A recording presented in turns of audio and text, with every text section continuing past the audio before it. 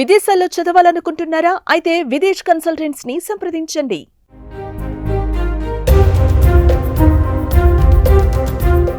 ఆకాశంలో అద్భుతం చోటు చేసుకుంది.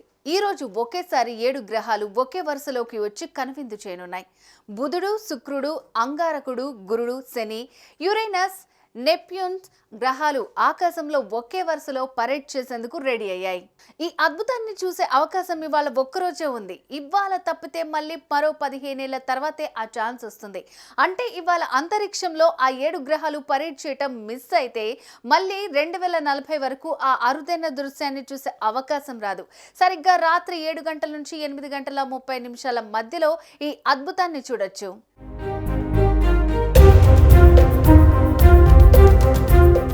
జనవరి 21న అంతరిక్షంలో 6 గ్రహాల పరేడ్ దర్శనమిచ్చింది.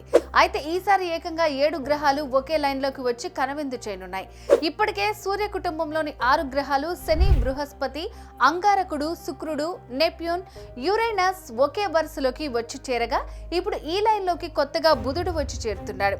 ఈ ఖగోళ అద్భుత దృశ్యం ఇవాళ మనకు దర్శనమివ్వనుంది.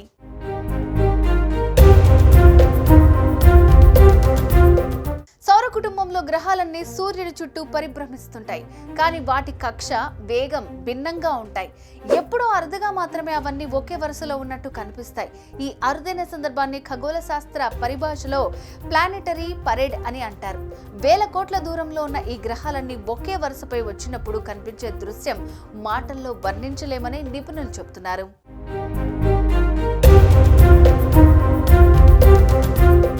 ఈ అద్భుతాన్ని చూడాలంటే ముందుగా ఎత్తైన ప్రదేశం లేదా విశాల మైదాన ప్రాంతాన్ని సెలెక్ట్ చేసుకోవాలి.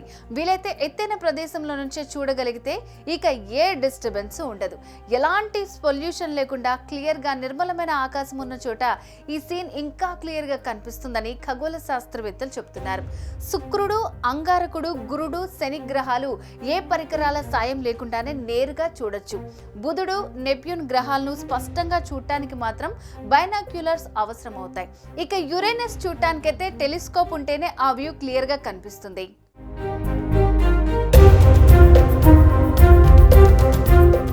సూర్యాస్తమయమైన కొద్దిసేపటికే ముందుగా పశ్చిమాన శుక్రగ్రహం కనిపిస్తుంది.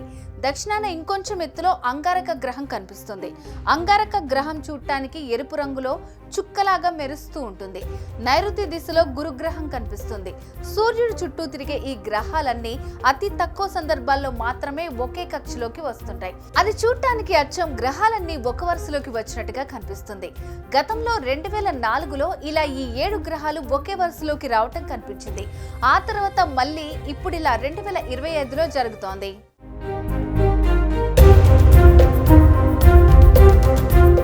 అంతరిక్ష ప్రయోగాలు చేసే ఖగోళ శాస్త్రవేత్తలు ఆకాశాన్ని అధ్యయనం చేసేందుకు దీన్ని ఒక చక్కటి అవకాశంగా భావిస్తున్నారు.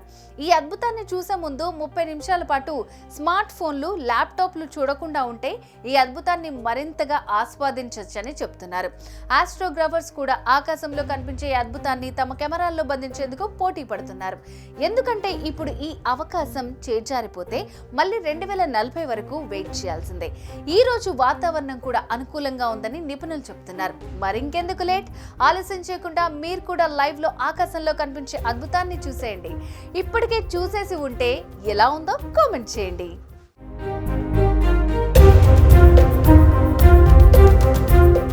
సుమన్ టీవీలో మీ పర్సనల్ అండ్ బిజినెస్ ప్రమోషన్స్ కోసం కింది నెంబర్కి కాంటాక్ట్ చేయండి.